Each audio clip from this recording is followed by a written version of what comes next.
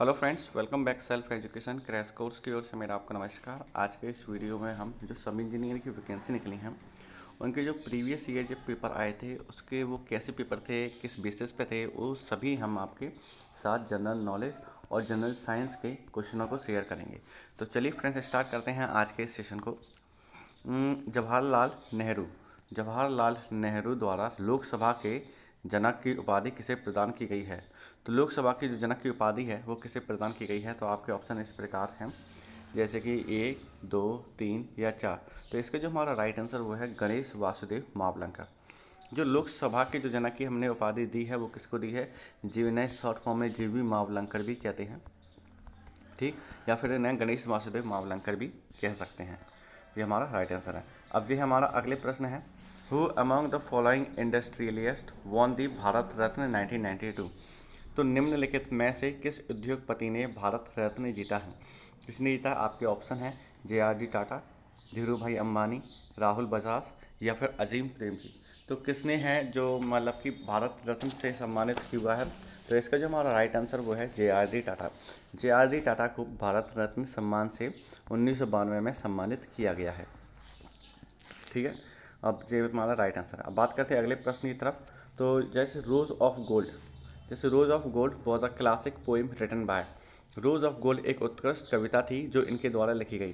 तो आपके ऑप्शन इस प्रकार हैं, ए पे रविंद्रनाथ टैगोर, कमला सुरैया, श्री अरविंदो घोष या सरोजनी नायडू। तो रोज ऑफ जो गोल्ड ये एक उत्कृष्ट कविता थी, तो वह किसके द्वारा लिखी गई है? तो इसका जो हमारा राइट आंसर वो है हमारा श्री अरविंदो घोष के द्वारा, यानी कि हमारा ऑप्शन सी। ठीक, बात करते हैं अगले प्रश्न अगले प्रश्न की तरफ। वर्ष 2018-19 के मध्य प्रदेश के बजट निम्नलिखित में से किन शहरों के बीच 6 लेन के एक्सप्रेसवे की घोषणा की गई है?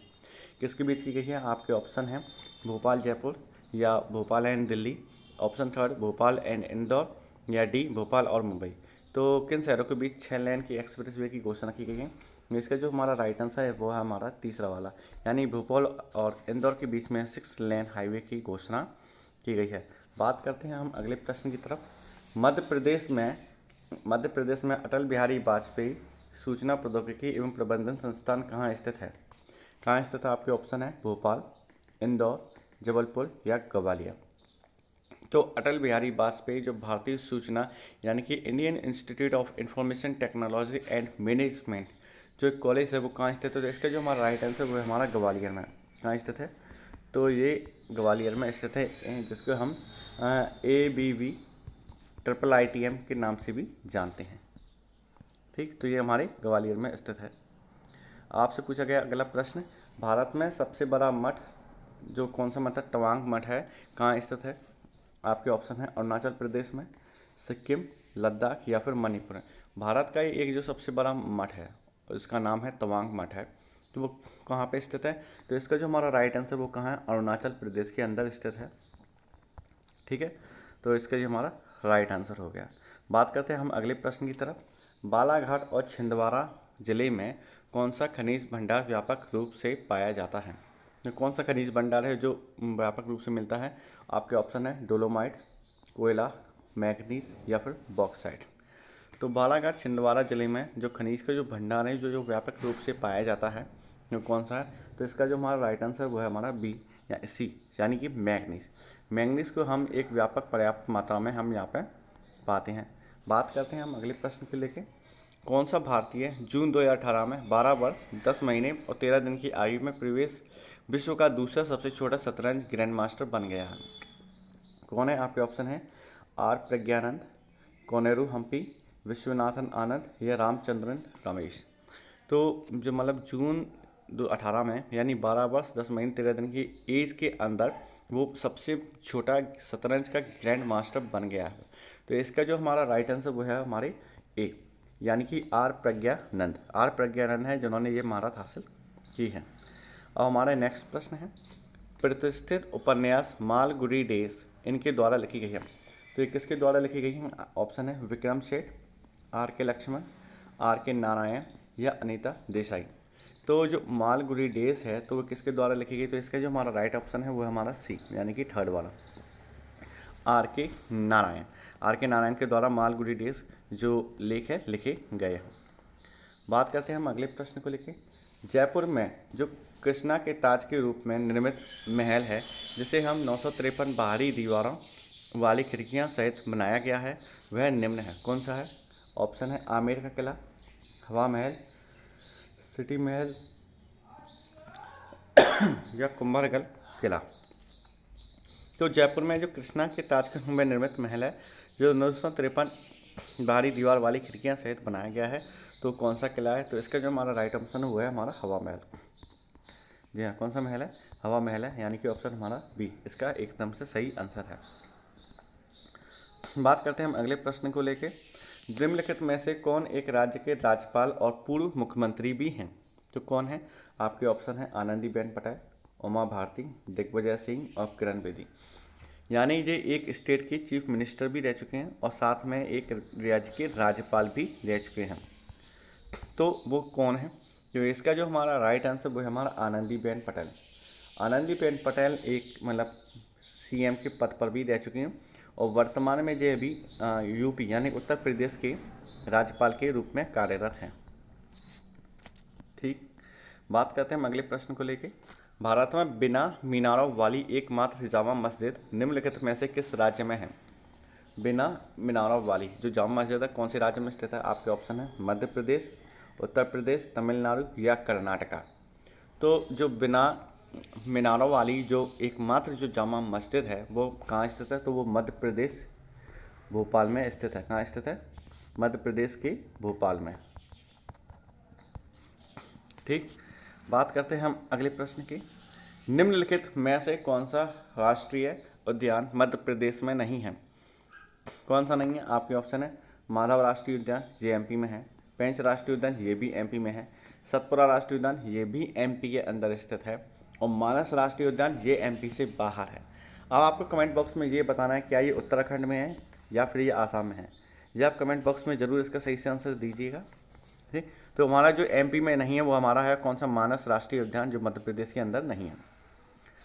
अब हमारा नेक्स्ट क्वेश्चन है, इंदौर हवाई अड्डे का नाम डैश के नाम पर रखा गया है?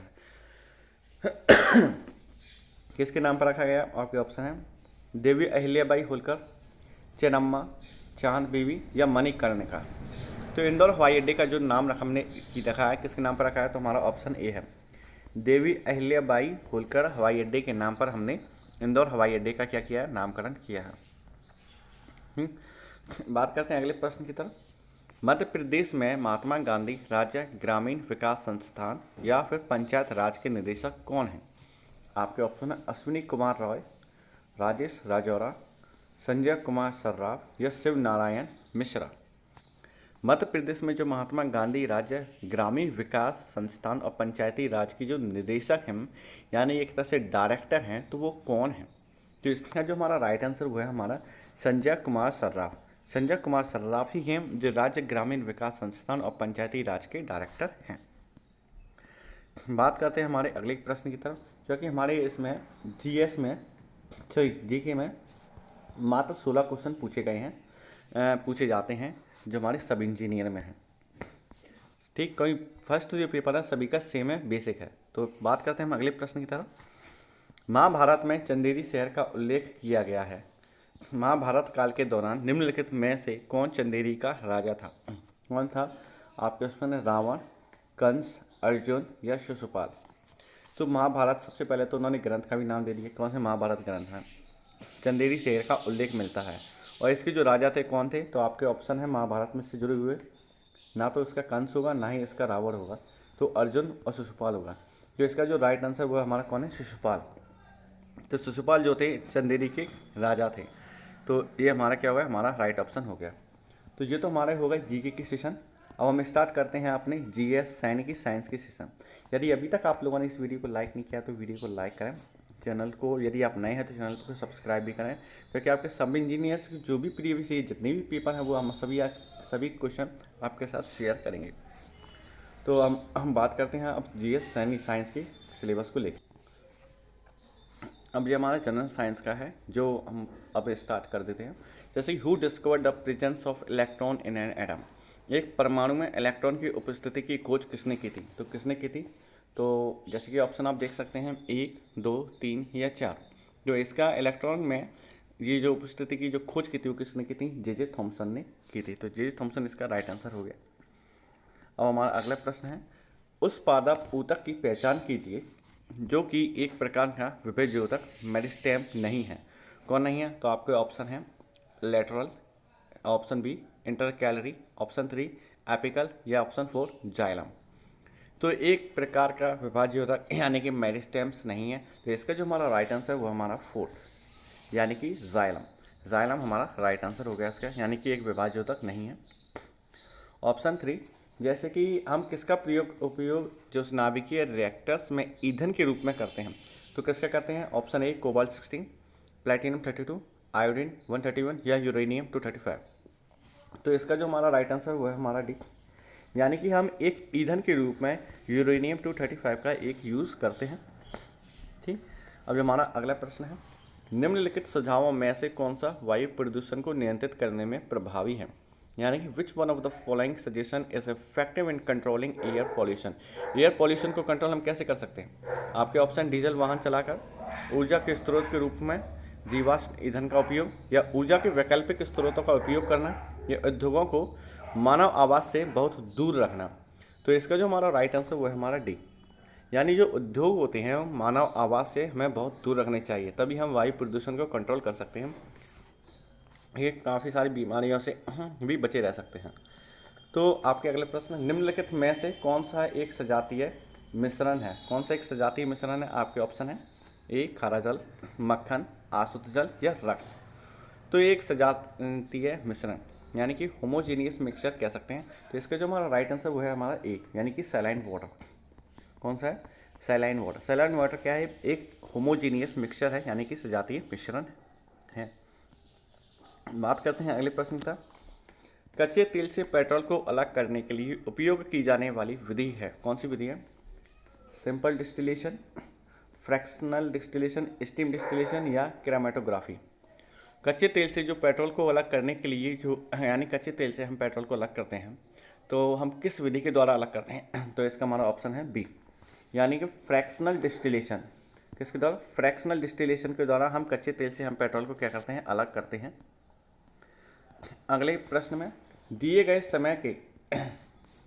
समय के किसी भी क्षण पर एक वस्तु का वेग क्या कहलाता है? एक वस्तु का जो वेग होता है यानी कि वेलोसिटी होती है, उसको हम क्या कहते हैं? Instantaneous velocity, variable velocity, average या यूनिफॉर्म वेलोसिटी। तो एक समय हमें दिया गया है किसी भी क्षण, उस एक वस्तु का जो वेग होता है उसी टाइम पे, तो उसको हम क्या कहते हैं? तो उसका जो आंसर है हमारा वो है ए, यानी कि इंस्टेंटेनियस वेलोसिटी हम उसको कहते हैं। What would be the momentum of the bullet and the gun before firing?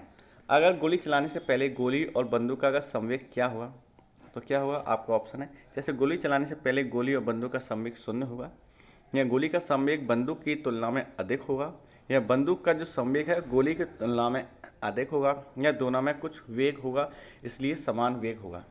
जैसे कि हम बुलेट्स फायर करते हैं, लेकिन बुलेट फायर करने से पहले जो बंदूक का जो संवेग होगा तो वो कितना होगा? तो इसका जो राइट आंसर है वो हमारा पी, यानी गोली का जो संवेग है वो बंदूक की तुलना में कितना होगा? अधिक होगा। तो ऑब्वियसली बात है, क्योंकि वो बंदूक की तुलना में तो मैक्सिमम फायर पावर की गति से वेलोसिटी में जाएगी, तो इसलिए इसका राइट आंसर है कितना है? The momentum of the bullet, गोली चलाने से पहले गोली और बंदूक का जो संवेग है कितना होगा? 0 होगा। सॉरी, इसके लिए क्योंकि इसका आंसर करना ए है, यानी कि हम जब भी फायर ही नहीं करेंगे तो जो हमारी वेलोसिटी वो तो 0 ही होगी। तो 0 इसका राइट आंसर है।